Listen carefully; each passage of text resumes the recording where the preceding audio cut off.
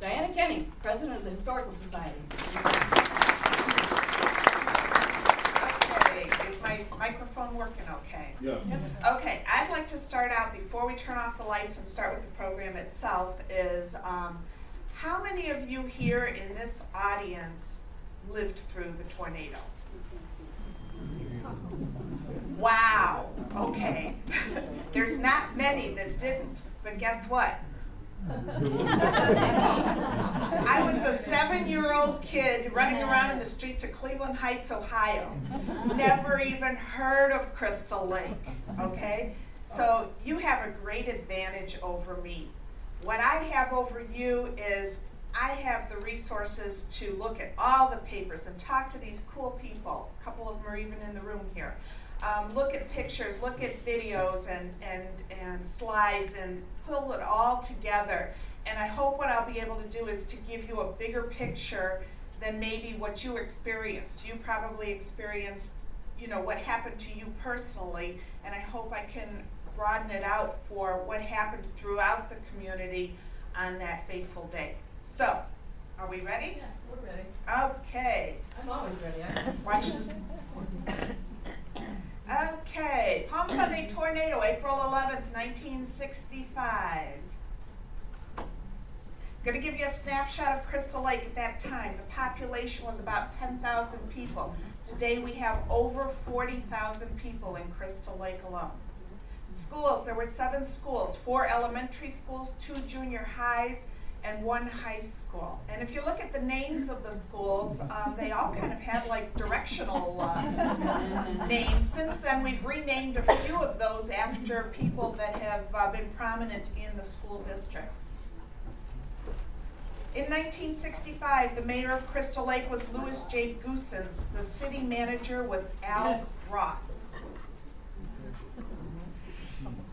The chief of police was Elmer Erkfitz. The newly appointed fire chief was Harold Krecker. He's in the audience. In 1965, the Crystal Lake Herald was published once a week on Thursdays. The Elgin Courier News published more often, but still not on Sundays. On Saturday, April 10th, the forecast was as follows. Drippo later. Showers and thunderstorms continuing tonight, low in the lower 50s. Sunday, showers ending in the morning, becoming mostly sunny and warm in the afternoon. High in the 60s. Southeast to south wind, 15 to 25 miles per hour tonight. Southwesterly, 15 to 22 miles per hour Sunday. Oh, if they only knew. April 11th, it was Palm Sunday, 1 week before Easter. Many Crystal Lake residents went to church in the morning, never suspecting how different their lives would be just a few hours later. And then at 3:30 p.m.,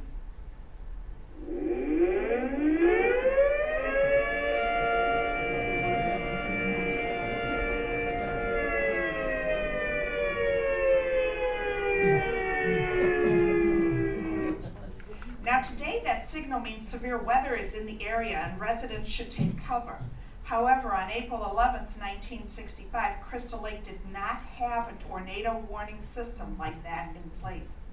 People generally relied on their radios, TVs, or their eyes and ears for severe weather warnings.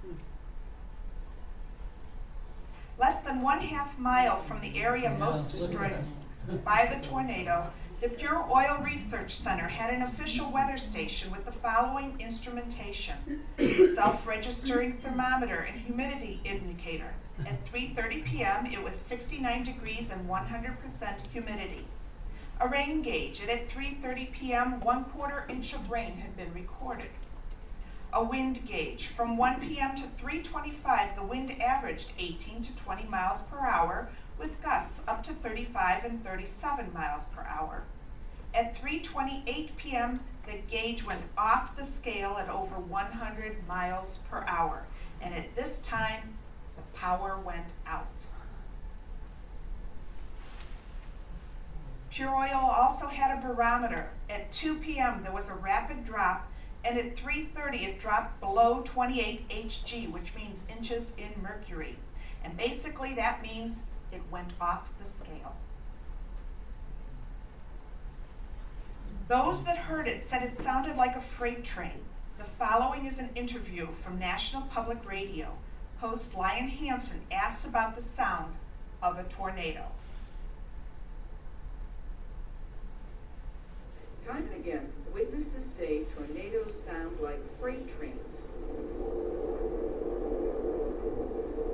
Al Bedard studies tornadoes. He's a physicist with the Environmental Technology Laboratory of the National Oceanic and Atmospheric Administration, and he joins us from member station KGNU in Boulder, Colorado. Hi, Mr. Bedard. Hello. Oftentimes people do describe the sound of a tornado as a freight train going over. Is that how you would describe it? I think they have in common is that they're extremely loud, but the way that the sounds are created are completely different. Tornadoes have a lot of vocal repertoires to draw upon. Elaborate on the vocal repertoires of a tornado.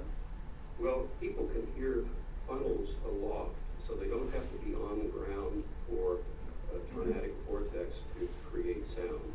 There's a tremendous wind shear in the core of the tornado and instability to run around the core as well. So the vortex can sing anyway.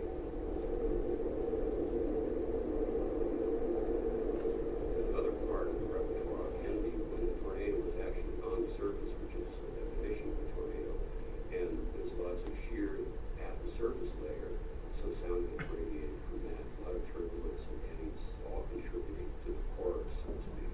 Does debris affect it?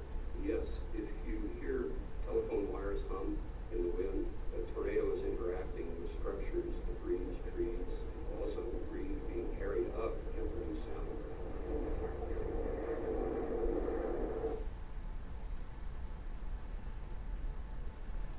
The Crystal Lake Herald describes the tornado's path as path of destruction.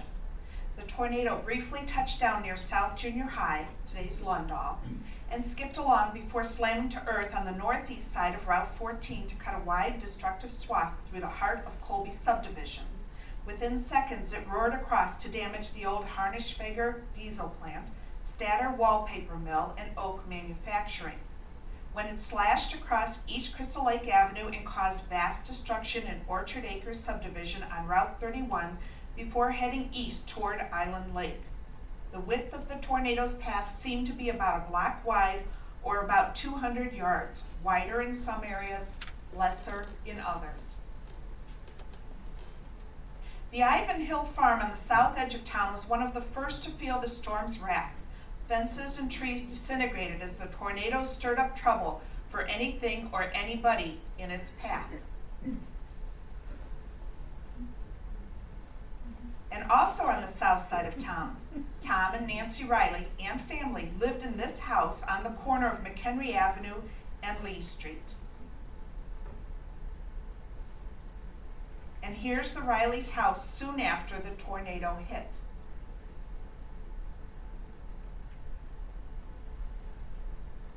An 8th grade student at South Junior High, Linda Benson, deserves special commendation for her admirable and heroic performance of duties as babysitter at the Riley home.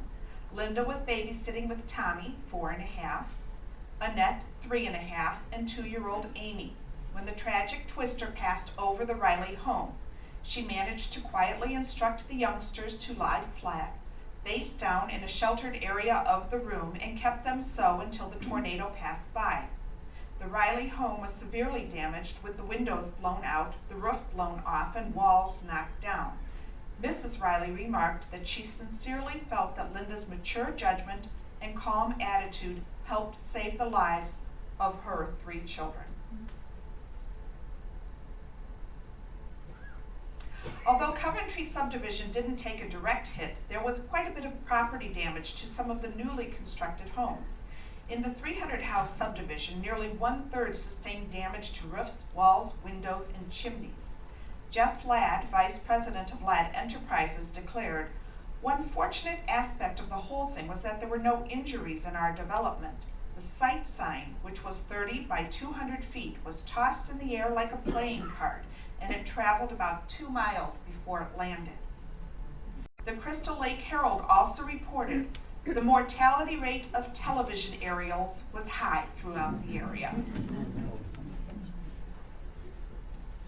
The J.P. Lane residence was on Virginia, just west of the Crystal Lake Plaza, about where the Burger King is today.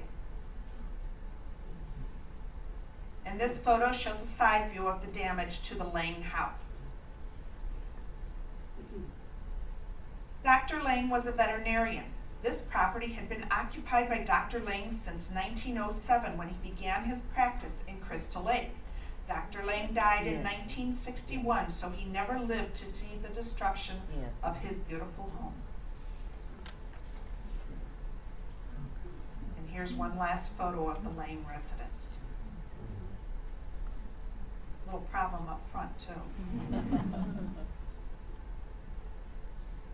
Crystal Lake's fire rescue chief in 1965 was Harold Krecker. In those days, it was an all-volunteer department. Here's what Mr. Krecker had to say about April 11, 1965. It was a different day. We didn't know, we weren't trained then like the training you have now. I mean, we just, all these farmers came into town, you know, that's what they were, mostly farmer boys, and we just, we did what we had to, and everybody stepped in and took off that way.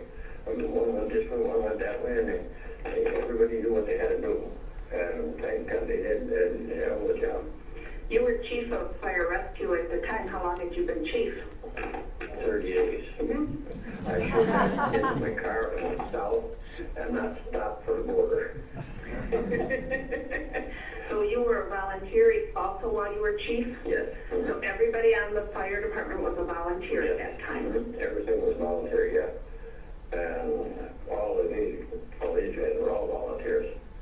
And they came from all over, you know. Gilbert had two of them come out of his place when the fire was blew, and Hank Hamish came over there, and I came out of Orange Beach, and we just came from Ace Hardware, had one or two there. We had quite a few around town here in Jones. So would you have all gathered then at City Hall where the fire trucks were? Yes. Mm-hmm. And how many trucks did you have at that time? 4. What kind of trucks were they? One engine was a convertible, and one regular engine, and a tank truck, and a grass truck, I think, is all we had. Okay. And then, so the trucks and the guys, once you gathered, started to go to where the tornado hit the most? Couldn't get there. Couldn't get there. Would you try down Main Street? Yes, it was plugged up with holes all over the place out there. And we finally went around this way, got to the backside, got down 14 this way, you know, down the backside. And then by that time, all the firemen were there with their volunteers with the cars and everything. They were geared on and doing what they had to. I mean, they were doing what they thought they had, you know. Were there many fires after the tornado hit, or was it more just tangled messes? Tangled messes. I think there was a small fire at the gas line or something somewhere in some building, but that was it. There was no big fire. Would you have had to run around and turn off the gas to each of these structures? How does that kind of thing work? We had a guy work, one of these volunteers was a gas man. So we didn't worry about turning off the meter because he knew how to do it and he had them all done, I think, right away.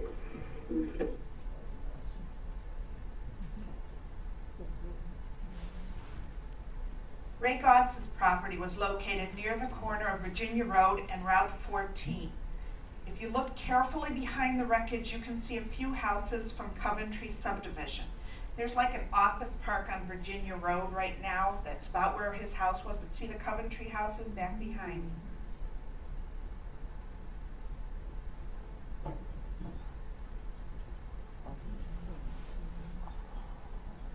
Ray Goss was a strong supporter of youth. He felt they needed a safe place to play. So despite the fact that his own children were grown, Ray Goss totally remodeled the interior of a large barn into a full-size basketball court. The space included a kitchen and a dressing room. Local youth knew they could come to the house, ask permission to use the barn, and then spend hours playing basketball. Often Ray would organize tournaments for the youth during school vacation days. Looks like there was a stove there in the middle of the wreckage. On April 11th, 1965, a group of teens were playing in Ray's barn. Ray Goss saw the storm approaching, and out of concern for the children, he went out to the barn and herded the children back into his basement. Then Ray went back to the barn to make sure it was empty and lock it. On the way back to the barn, the wind struck and toppled the top half of the structure onto him, and he died under the wreckage. Countless children were saved from a similar fate because of Ray's quick thinking and action. Ray Goss was the tornado's first victim in Crystal Lake.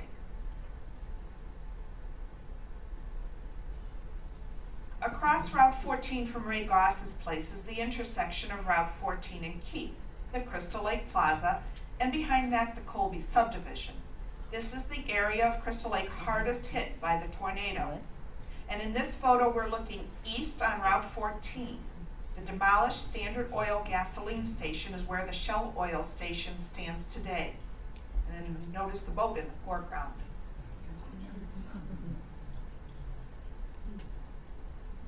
And here's the same boat before it was righted. It overturned off its trailer and landed on Route 14 between the Lang House and Keith Avenue.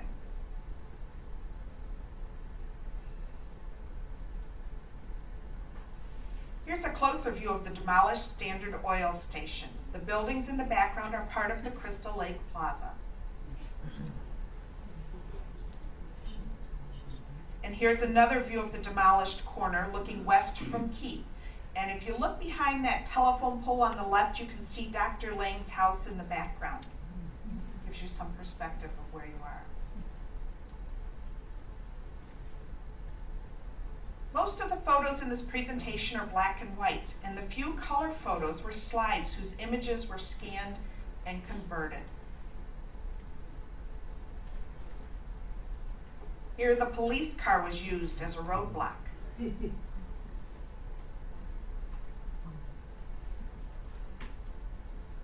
Ray Redden was on the Crystal Lake Police Department in 1965, and here's how he recalls the first few minutes after the siren went off. It should be noted that this siren went off after the tornado hit. The siren was used to summon emergency personnel.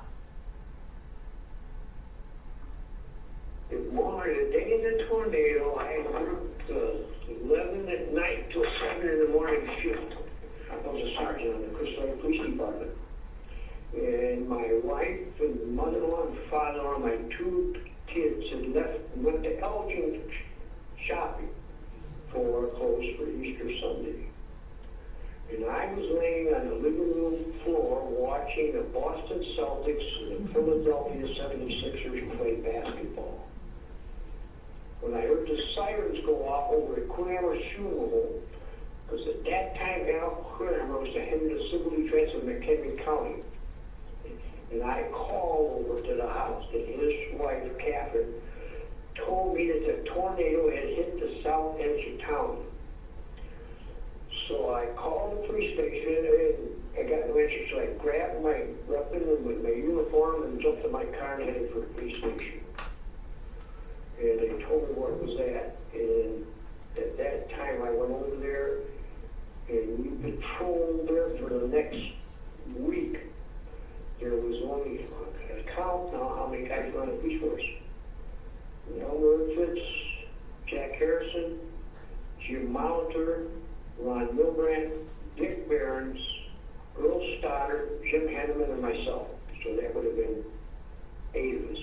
Who was chief? Elmer Urquhart was the chief of police at that time. Jack Harrison was a sergeant on one shift, and I was a sergeant on the other shift. And we split it up, so we were always patrolling the town for the duration of.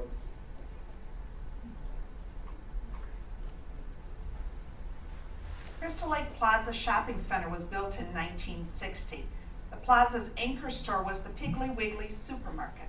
Other businesses when the plaza opened included Rodin's Decorating, Nelson's Jewelry, and H.C. Stamp and Coin Center.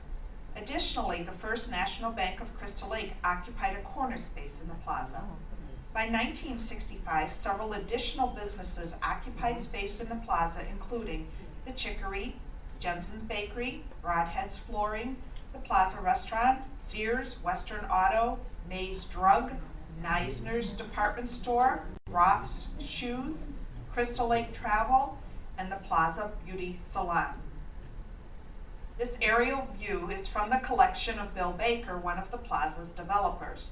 The following photos of the Plaza's destruction came from several sources, including a series of photos taken by local photographer Jim Seymour, and those provided by Jean and Robert Littler, Wayne Reese, Darrell Allen Seams, Bill Baker, and Bill Keith. The First National Bank of Crystal Lake was located on the far end, closest to Keith. The drive-up banking windows were on the side of the building, and it looks like somebody's camper went in the wrong window. So that's the New Balance shoe store now. About where New Balance is. Oh, okay. That is nice to put in relation to what it is now. This next is the professional building. Then we had the Chicory that offered food to take out, featuring roasted chicken and barbecue ribs. The Piggly Wiggly. Locals loved this store, affectionately calling it the Pig.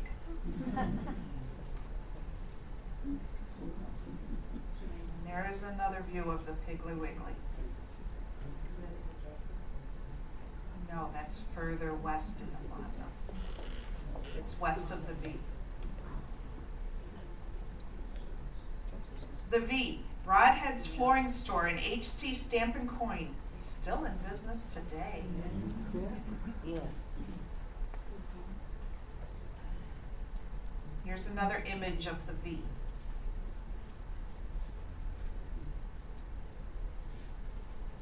Here's the roof of May's drugstore.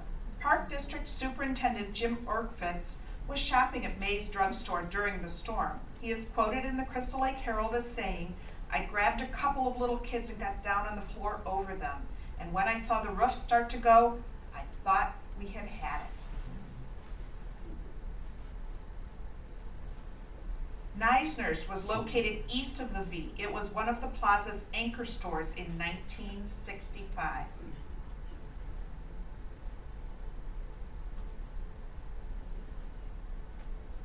Here's another view of Neisner's department store.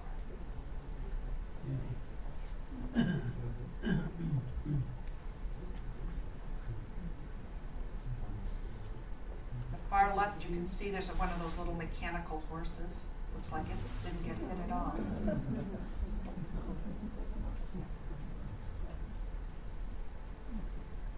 And here's the parking lot right in front of Neisner's.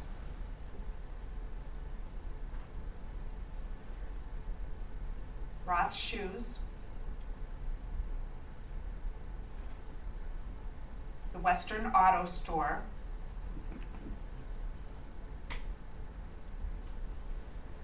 Original copies of newspapers relating to the tornado are kept in the archives of the Crystal Lake Historical Society. These were donated to the society by local residents who had saved copies. Thank goodness we have some pack rats living in our city. Although far less clear than original photos, the following newspaper photos also show the destruction of the tornado to the Crystal Lake Plaza. And I'll narrate the associated caption that was printed with these photos. Neisner Brothers store in the plaza was turned into a shambles as the storm struck viciously. The huge and modern Piggly Wiggly store at the plaza was put out of business as the storm unleashed full fury there.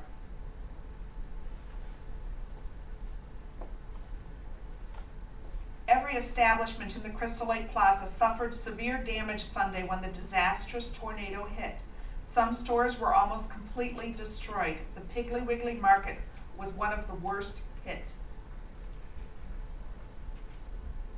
Standard Oil Station on Route 14 in Keith on the shopping plaza's southwest corner was smashed into rubble by the murderous tornado. The station is owned by Sam Zenka.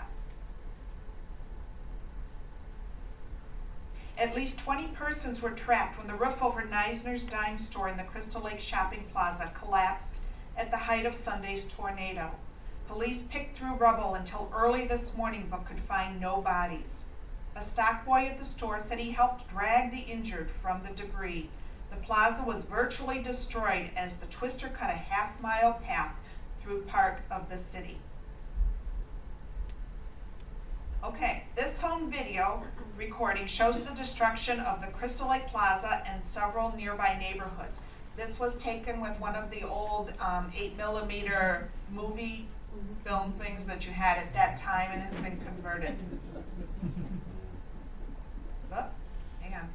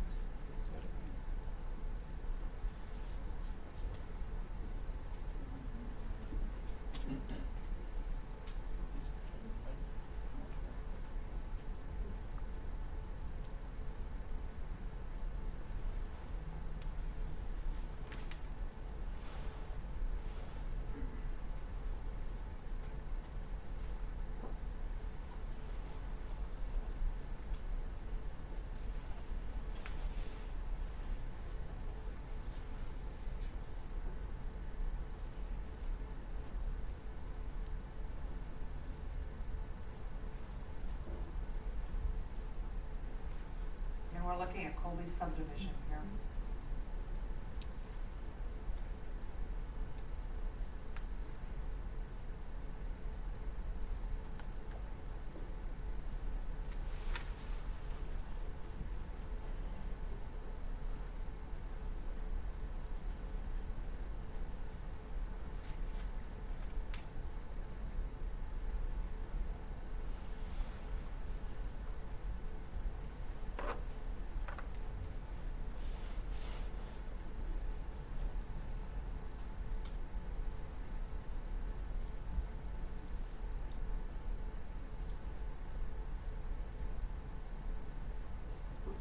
This is Brown's little daughter.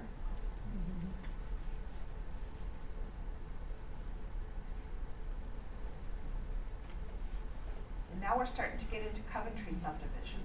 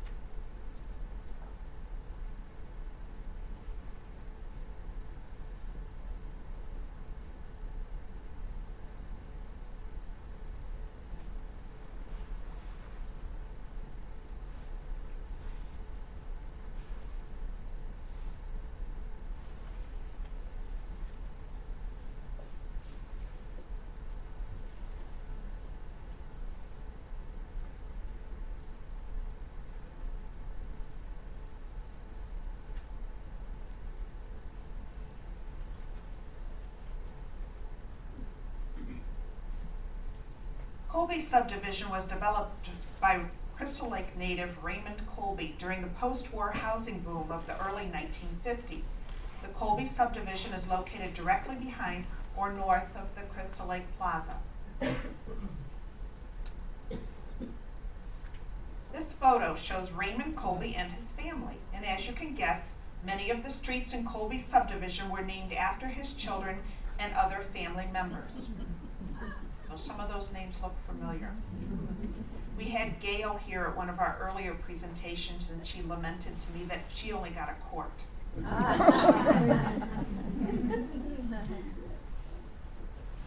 The 1965 Palm Sunday tornado decimated Colby's subdivision. Hundreds of homes were destroyed or severely damaged. Very few homes escaped the storm's destruction. This photo took up about 2/3 of the back page of the Chicago Daily News, and it had to be scanned actually in two separate images and pieced together. It was so large. So what streets are those now? I cannot tell you. Oh.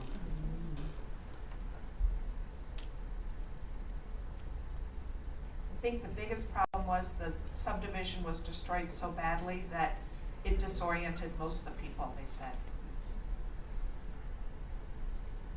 The next series of photos showing the destruction of Colby's subdivision came from several sources. As a picture tells 1,000 words, there will be little narration needed for you to realize the impact of this storm.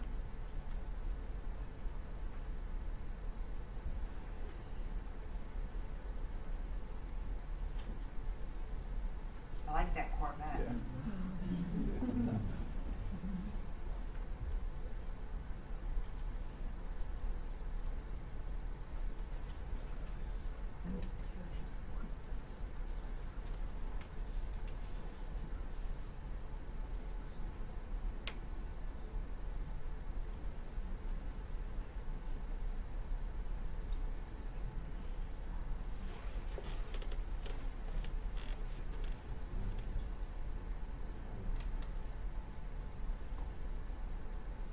With so much destruction, it is no surprise that more deaths were reported. The tornado's second Crystal Lake victim was Louis Knack.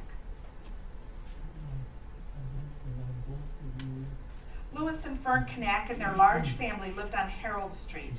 Although the children stayed inside the house, the parents went outside to secure the family's camping trailer. The tornado struck while Mr. and Mrs. Knack were running for shelter. Both were hit by flying debris, knocked to the ground, and then crushed by a falling wall. Louis Knack was killed instantly. Miraculously, Fern Knack survived, although she was seriously injured. And here's a color slide view of the Knack residence on Harold Street.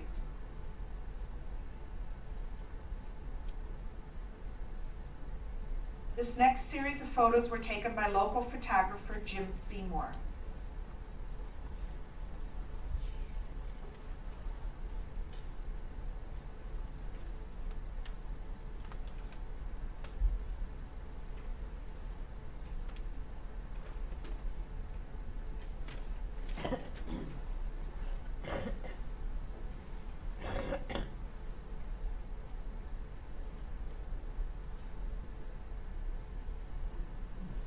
The tornado's third, fourth, and fifth Crystal Lake victims were all from the same family. Richard and Rosalie Holter and their 20-year-old son John perished in the storm. Two other children, Luella and Jim, were not home and survived. And here's a photo of what remained of the Holter house on Union Street after the tornado. That truck that is in the basement, I was told, rolled from a few blocks away and just literally rolled down the street, and this is where it landed. And the house itself, I was also told that it was believed it literally was sucked up into the storm along with the Holters. The victims fell to their death. The house landed back behind where today's Jewel is, about where Emmanuel Lutheran Church and School are. So it took it that far away from its original location on Union Street. The story of 13-year-old Luella Holter, who lost her parents and brother in the tornado, is heart-wrenching. As an adult, Luella has written a book entitled Bikes, Dreams, and the Inner Life, and in it she tells the story of the day when everything changed forever. My parents had spent all morning trying to figure out their tax situation. It was tense because we always lived by the skin of our teeth financially. The weather had been concomitant to Dad's mood. One friend later said that the air was the texture of the snow on the screens of old-fashioned televisions. My girlfriend and I were on our way to the Piggly Wiggly, which I always thought was a ridiculous name for a store. And on the way to the grocery store, we would pass by the Neisner store, sort of a five and dime, but they sold clothing and all sorts of stuff. We were kids and totally dawdling and getting distracted. The sky had turned dark and it had started to rain and hail. This wasn't your everyday average hail either. It was humongous, big enough to really, really hurt somebody. The wind picked up and the sky grew even more menacing. We made our way to the back of the shopping center and came around the far end of it, and there was a gigantic funnel cloud right in front of us. We came around the corner of the end building and were hit by an incredibly strong wind.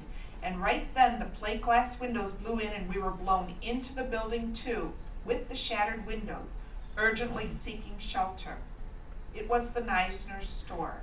I remember running toward the back of the store, away from the mayhem in front where the windows were blowing in, but my feet didn't seem to be touching the floor, an eerie feeling. And my neck got tangled up with a couple of times with wires falling from above. We were blown all the way back to the back wall where there were some heavy items. I think they were rolled up rugs.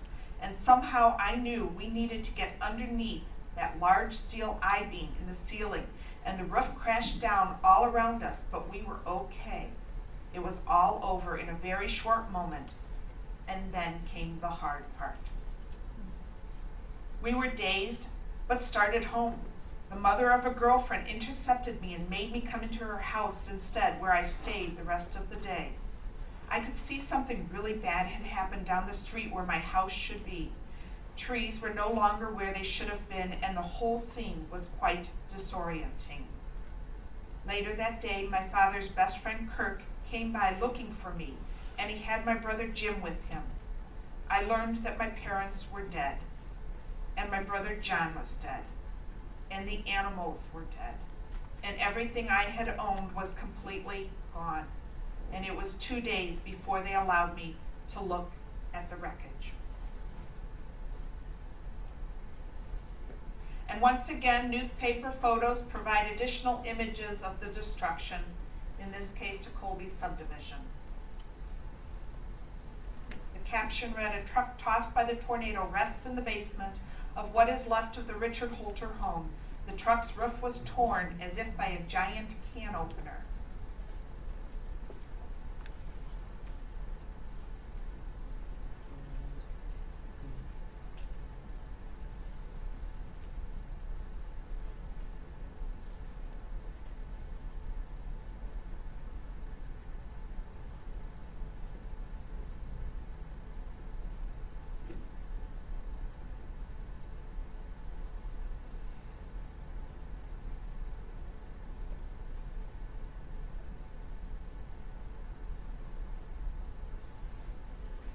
I'm told this child's fire truck belonged to Crystal Lake City Councilman Brett Hopkins. Brett's grandfather was Raymond Colby. See the fire truck in the front? Is that Shelley? Is that true? You know, I'm thinking it probably belonged to Scott, because Brett was just a baby, so I don't think he had that. But I knew he had one. He and your mom said it was his.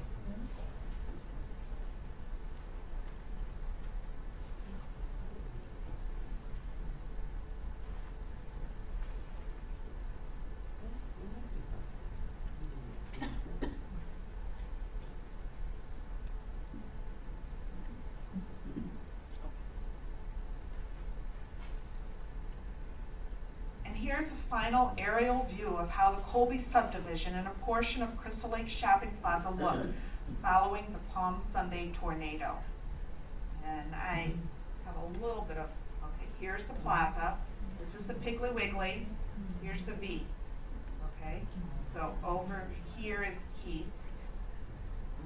And then over about here was where the Knack residence was, right around here on that bend. Down here, this is May's Drug. Oh, off the picture.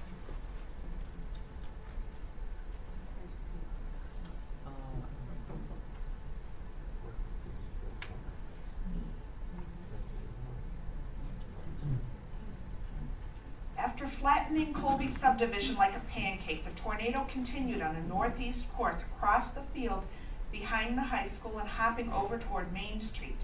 Next in its path was the Statter Wallpaper Mill, and the next few images were taken from slides by Bill Keith. The Statter Wallpaper Mills lost several warehouses to the storm. It is said that one of the roofs from a warehouse was thrown 400 feet away. Damages to Statter were approximately $200,000. The Crystal Lake Herald reported that Oscar Prawl, watchman, escaped with his life by clinging to a railing. As the tornado hit, he saw it. There was a funnel, then pitch black darkness and a vicious wind and suction. In seconds, it had passed.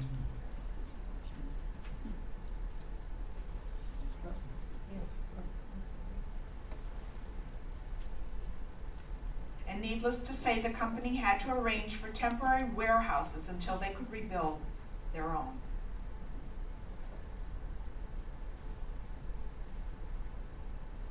Crystal Lake's largest industry, oak manufacturing, was at the edge of the storm's path, and although a number of windows were broken, the damage was not severe enough to interrupt operations on Monday.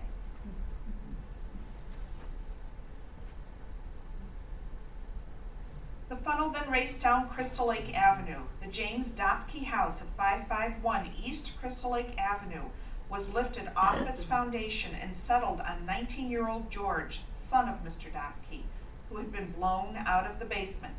George was rescued and taken to a hospital where he spent 4 weeks. He did survive.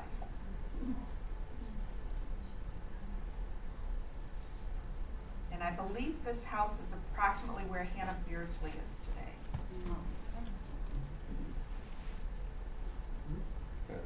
At Crystal Lake Avenue in Pingree, the mink pens of Donald Copsell were torn apart, and terrified minks scrambled for cover in their unexpected freedom. After the storm passed, frantic hunting was done by Mr. Copsell and his friends to try and recapture as many of the valuable mink as possible.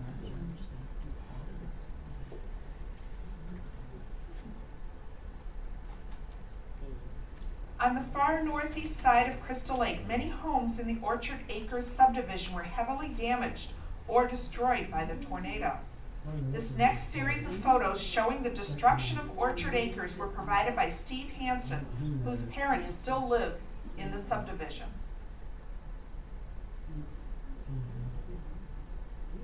The Hansens' home was on Orchard Road. The storm skipped through the subdivision, leaving a haphazard path of destruction. Steve Hansen was 8 years old in 1965, and this is his recollection.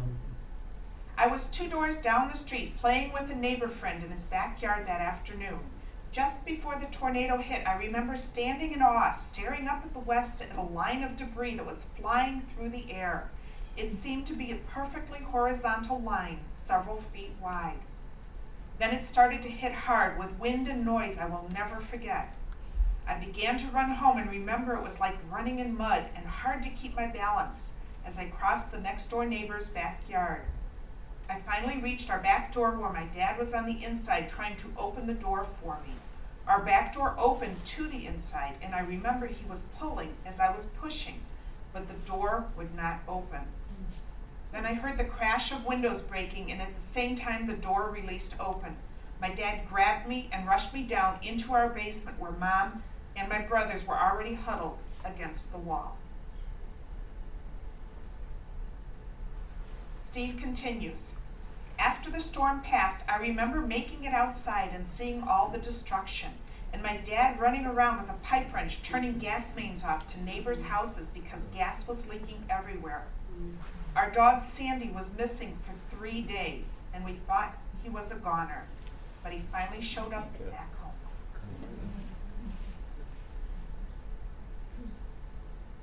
The Pearsons lived next door to the Hansen family. And here's another view of the Pearsons' house.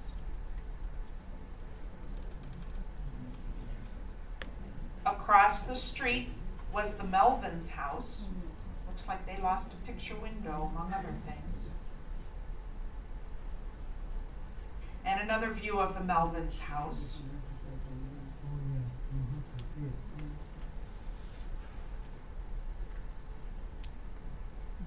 And like most of the subdivision, the Melvins' yard was littered with debris.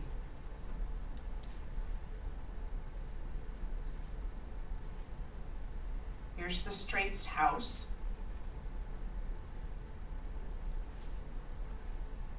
And the Jacobsons' house. Car looks fine. And the irony of this storm, Some houses were hardly touched, the Jurax house. And we have a couple final photos of Orchard Acres.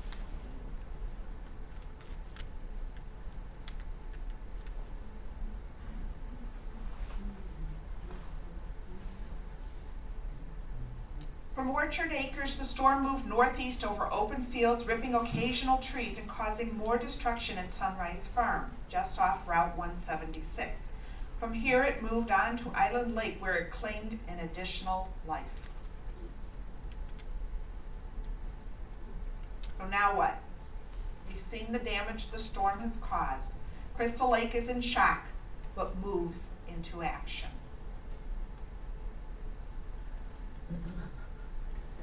Emergency equipment stands in the foreground as rescue workers go through debris of smashed homes, looking for victims.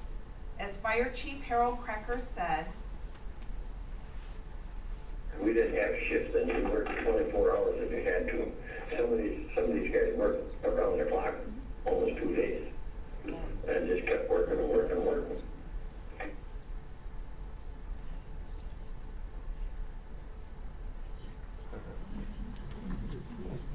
a temporary hospital facility was first set up in the Checo Lodge, which was located across the street from the Crystal Lake Plaza. Some of you may remember this is John Evans. Today, it is where the Walgreens stands. The Elgin Courier-News reports that John Holter was one of the first to be brought to the temporary hospital. He was brought into the restaurant on a house door, covered with mud. He was pronounced dead on arrival at Memorial Hospital for McHenry County in Woodstock. It was quickly determined that the restaurant would not be big enough to handle the magnitude of emergencies. The high school field house was then opened up as emergency headquarters. The path of the storm just missed the high school, which was within a short distance of the center of the area worst hit. The Red Cross had a long table at one side of the gym directing people to the proper area of the field house. The medical center was on the opposite side of the gym with a roped-off aisle leading to it.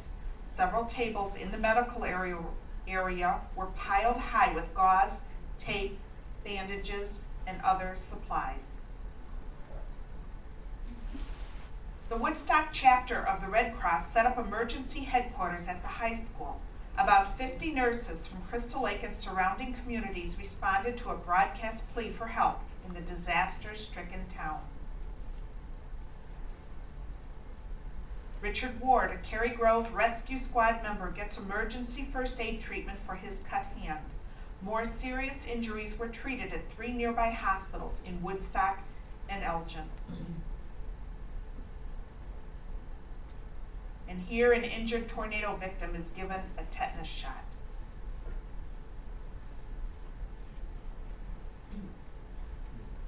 A doctor checks eye coordination of a young storm victim.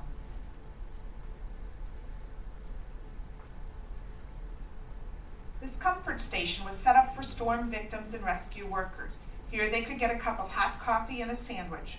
Small children were given orange juice. A communications center was set up in the foyer of the gym. Illinois Bell Telephone established 4 emergency lines. In this photo, volunteers man telephones, and Deputy Sheriff Norman Williams dispatches squad cars from more than 10 nearby cities and villages to critically damaged areas in the city. Jerry Dodge of Lake in the Hills mans one of several radios set up. A dispatcher behind Dodge gives directions to one of the many police officers on duty.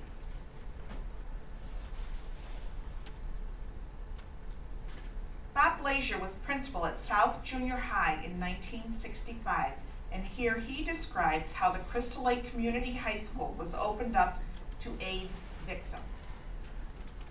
Crystal Lake High School was the only high school here, and John Buckner, the superintendent, said this would be open, and that Red Cross and the moved in there with take over the kitchen. They were going to prepare food and provide beds for the people who could not have housing at the time. And the nice thing was, it wasn't strange, it was beautiful, was that nobody ever slept there. Everyone who could not live in their homes had neighbors or friends who took them in. So they didn't have anybody that had to go to the Crystal Lake High School for housing. Do you remember?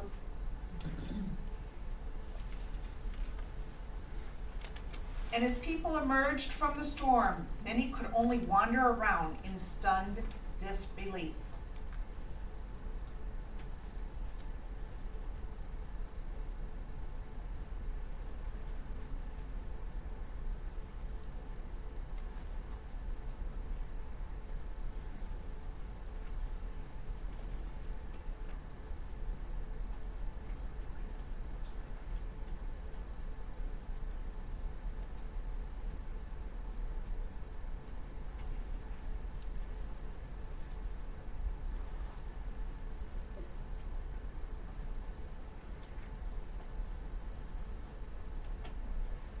Mrs. Charles Finger in the open kitchen of her home, and her husband and son are in the living room.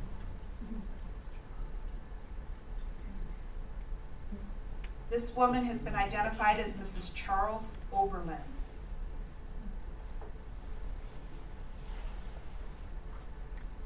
Broken trees, shattered homes, and debris littered the ground.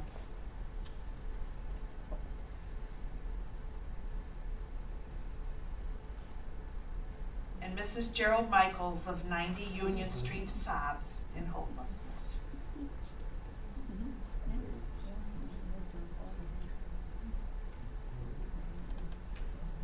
But we were not alone. The U.S. Weather Bureau reported 37 twisters injured thousands of people. Property damage was in the millions of dollars. And those are the fatalities throughout the Midwest on that same day.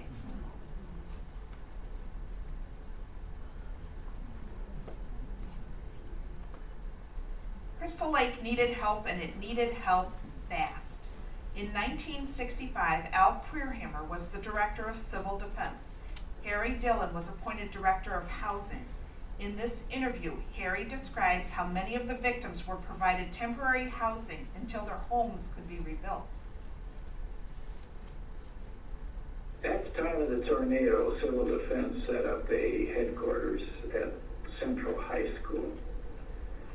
And I was on the telephone at the time. I was manning the telephone at the time. A call came in from a gentleman who introduced himself as the president of the Illinois Mobile Homes Association. And they were meeting in convention at the Holiday Inn in Springfield and had heard the news about the tornado. I wondered if there was anything they could do for us. Everybody wanted to help. So I said, well, what did you have in mind? He said, what do you need? Could you use some temporary housing?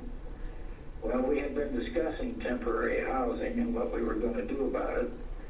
And I indicated we definitely could.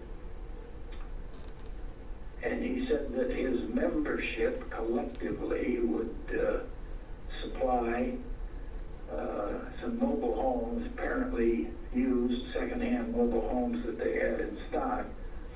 And could we use a half a dozen? I think we could probably use somewhere in the neighborhood of 90. Our estimates were that we had 100 wipeouts and another 17 or 18 that were beyond occupancy, not fit for occupancy. So he said, let me see what I can do and I'll get back to you. He did call not too long after that to indicate they had just at the meeting pulled together 90 units, or 96 or 7. And so we had to make a determination I told him, come ahead, we'd work it out. He asked if we had a dealer locally, and I said we had a gentleman running a mobile home park at Richfield, and he said it would be necessary to have someone like him available to spot and connect up the units. We had a meeting with Al Roth, who was then the city manager of Crystal Lake, as to how we might set up a mobile home park temporarily. And the first thought was to park them in a field that was directly behind Central High School. Then, of course, the question came up, how do you get sewer and water to them? Are we going to run temporary services? And of course, the city had an ordinance prohibiting mobile homes. So the first thing to do was to get the city council together and pass a temporary relief to that ordinance so we could even bring them in. Then we decided a good move would be to try to set the units on the properties where the homes had been destroyed. And remembering what we needed were vacant lots with available sewer and water. And this, in effect, is what you had, plus a foundation. So that was the route we took. They delivered the units over to the high school parking lot, and our friend, I can't remember his name, from Ridgefield, moved them and set them in the driveways of the various homes on a selected basis. We prioritized the needs. And they set up a 4x4 riser to handle the electric service, which could be transferred to the house as soon as it was reconstructed. And we ran a flexible plastic pipe in through basement windows to the sewer to connect the trailer's sewage system. And conversely, so they connected a garden hose from the basement laundry tray back to the mobile home for water supply.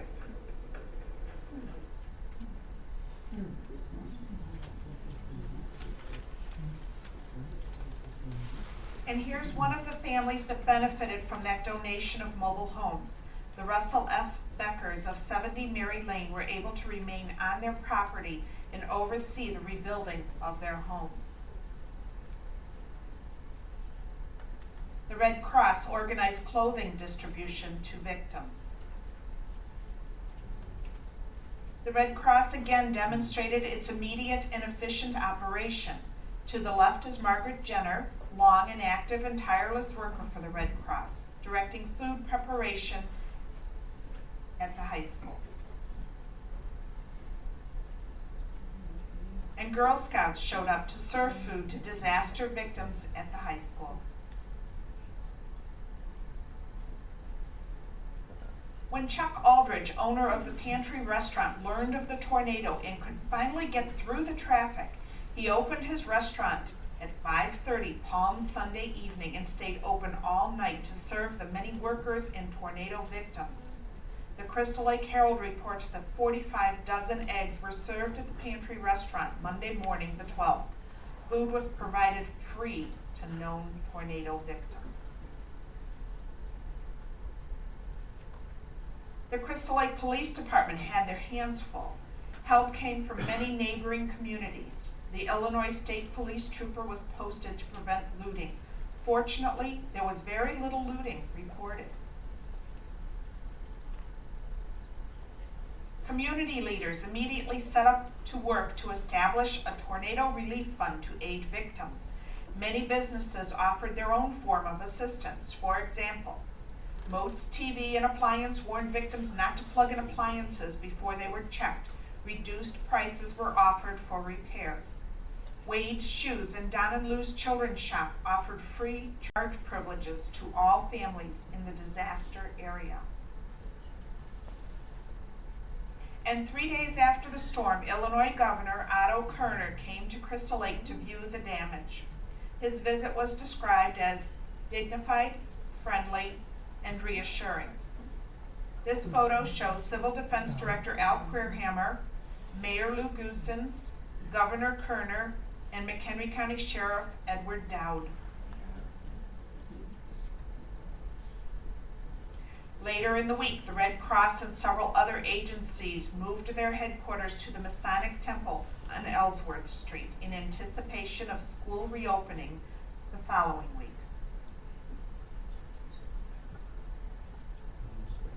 And the cleanup began right away after the storm hit. Fortunately, help poured in from all over. 50 sailors from Great Lakes came with trucks and cranes. The Mennonite Church of Eureka sent 72 members to assist with the cleanup. Individual volunteers were listed by the thousands, some working one day and others many days. They came from throughout the state of Illinois and beyond. And Bob Blazier talks about how the community came together to help their friends and their neighbors. High school district, of course, declared school days off too, because there was just so much disruption. Some people wanted to bring trailers in and live at their home site, even though the home was could not be habitable. They wanted to stay there. Other people moved into rentals and other locations. There was an abundance of food. People brought meals in, brought people into their homes to eat, in most cases. I know Rosemary and I were just two of many people who spent that week, since we both worked for the school district, we didn't have any place to go to work because it was closed.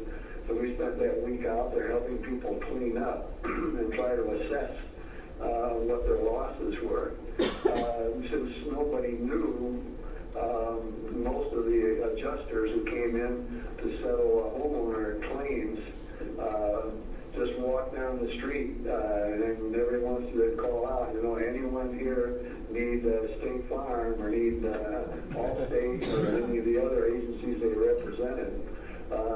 Insurance agencies really did a good job. They really came through for the people and recognized that the level of trauma was very, very high.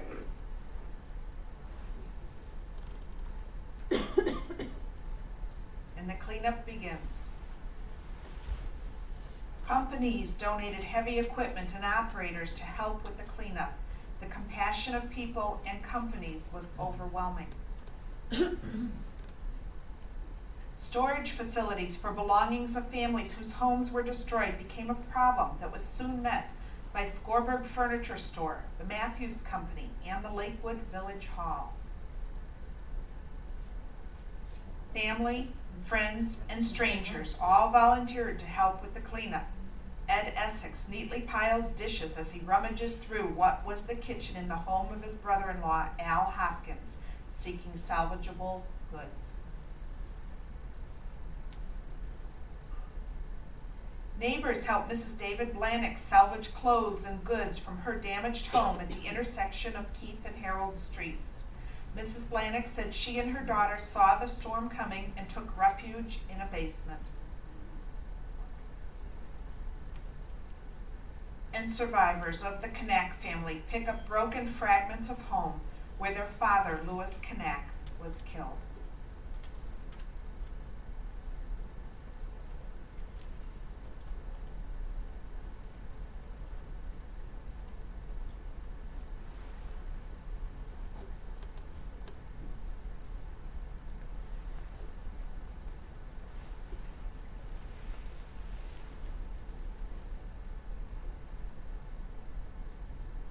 And here is the remains of the Holter home. The truck we saw in the basement earlier has now been removed.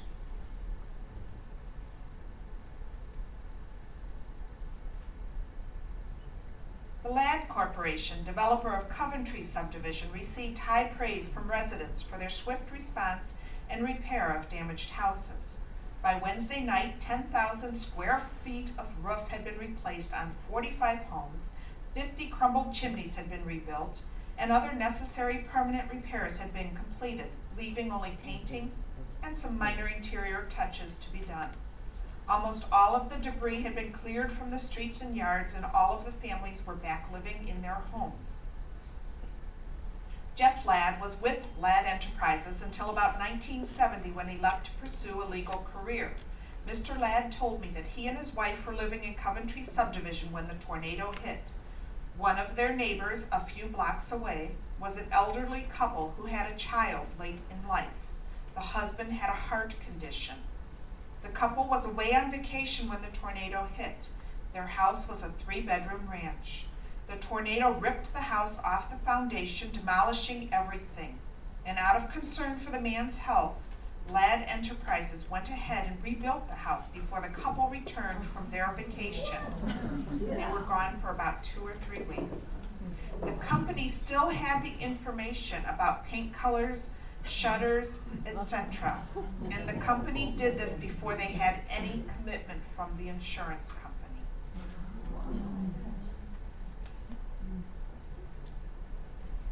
The cleanup of the Crystal Lake Plaza began right away. Some of the businesses were able to reopen in a few days. For others more heavily damaged, it took weeks and even months. And although we're certain many residents would be needing new appliances, the Sears store in the plaza could not help them right away.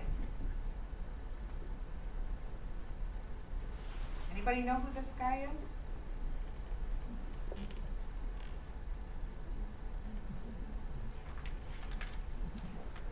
And this is the plaza east of the V.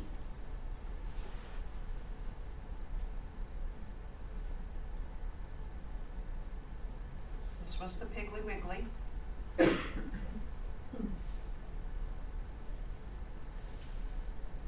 Volunteers paused for refreshments supplied by a Salvation Army mobile canteen at the Crystal Lake Plaza Shopping Center. And this group of youngsters volunteered their services to help clean up. Here they posed with officials from the Salvation Army.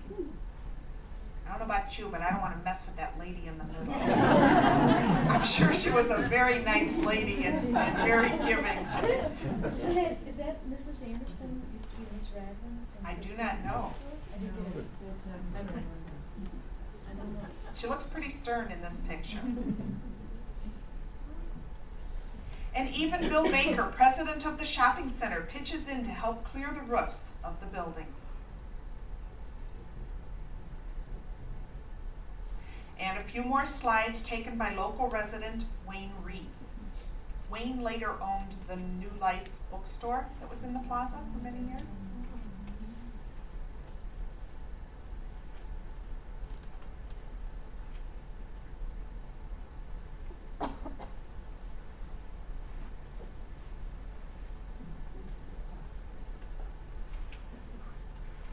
And 10 days after the storm, this notice is run in the local newspapers. Sorry for any inconvenience to our customer. To our many, many friends, we will always treasure your many calls and offers to help us to put the pieces back together. We are all working hard to bring back to you as soon as possible a larger and nicer shopping center. We will need your continued friendship in the future. W.C. Baker, President, Crystal Lake Shopping Center, Inc.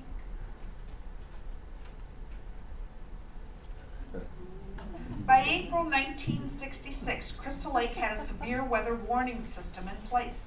The city subscribed to the Murray and Treadle of Northfield Weather Service, which could give from 30 minutes to 3 hours advance warning. Should the city be warned of an approaching tornado, the fire sirens will be sounded in a steady burst for a period of 5 minutes. People were also urged to listen to the new local radio station, WCLR, for United States Weather Bureau forecasts. In the event of a tornado threat for the Crystal Lake area, the station announced they will break into regular broadcasting to sound the warning. And on a side note, It was 4 days after the tornado struck, April 15, 1965, that the Federal Communications Commission announced that Lake Valley Broadcasters had been granted a permit to construct an AM radio station in Crystal Lake, Illinois. WCLR Radio 850 AM was born. 3 local men associated with the radio station were George DeBeer, Arthur Thorson, and Lynn Wren. And did you know that WCLR stands for Wonderful Crystal Lake Radio?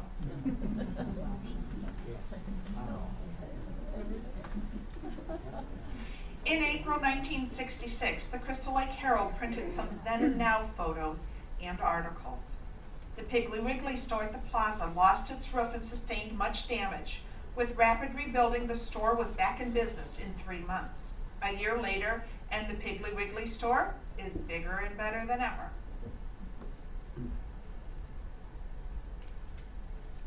Of all the Plaza stores, Neisner's received the worst damage, losing its roof and being badly torn up inside. For hours, volunteers searched the wreckage, looking for injured or dead that might have been caught inside the store, which was open when the funnel hit.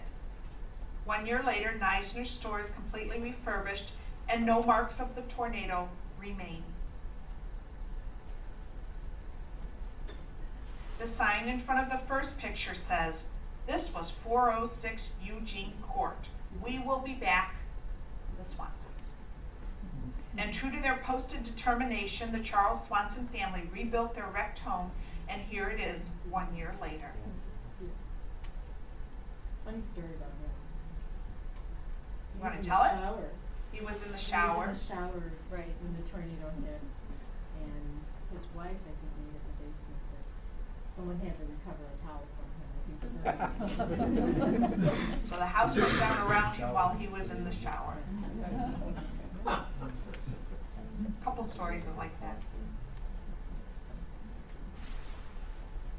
The first photo shows the Knack house as it looked shortly after the tornado. The for sale sign in the front lawn indicated the Knack's intention to move. The tragedy changed their plans, and the sign then disappeared. The shattered house of Lewis and Fern Knack on Harold Street was completely redone, and 1 year later, Mrs. Knack reoccupied the home.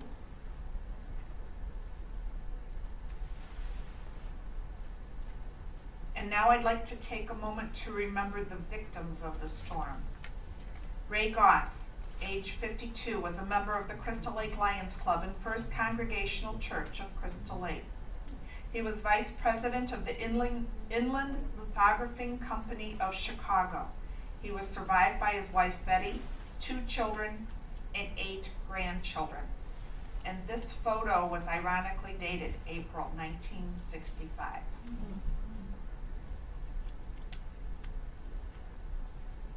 One of the most prominent and widely known victims of the tornado was Louis H. Knack. He was an official of the Oak Manufacturing Company and president of the Crystal Lake Park District. He was survived by his wife Fern, 11 children, and 9 grandchildren.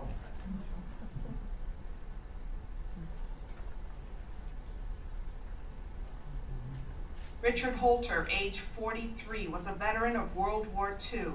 At the time of his death, he was a salesman for Ormsby Motors. Richard Holter married Rose Lee Redmond in 1942. The couple lived on Union Street with their 3 children, John, James, and Luella. 2 of those children, James and Luella, survived the deadly tornado.